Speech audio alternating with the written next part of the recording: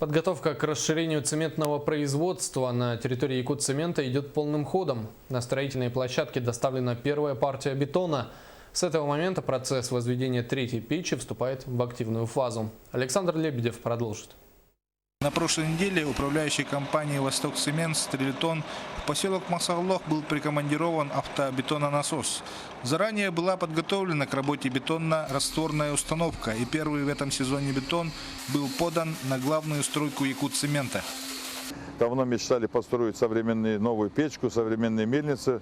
А вот бетон сегодня принимаем наконец-то на фундаменты мельницы 100 тонн в час.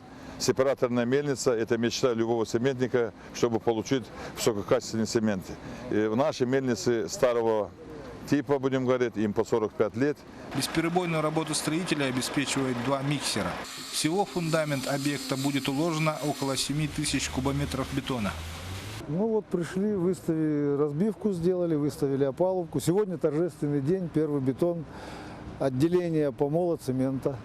Это будет серьезный объект с размерами в плане 20 на 50 метров, высотой в 38 метров, начиненный современным технологическим оборудованием. И рынок Якутии, он на фоне других рынков и Дальнего Востока, и вообще России, он показывает стабильный, хороший результат по потреблению цемента, по стройке и так далее. Бетон, производимый на Якутцементе, сделан полностью из собственных сырьевых материалов. Цемент и щебень – производство Якутцемент, а песок добывается из русла реки Лена в непосредственной близости завода. Использование собственных материалов существенно уменьшает стоимость строительства третьей печи. Александр Лебедев, Александр Ярков, НВК Саха, Хангаласский УЗ.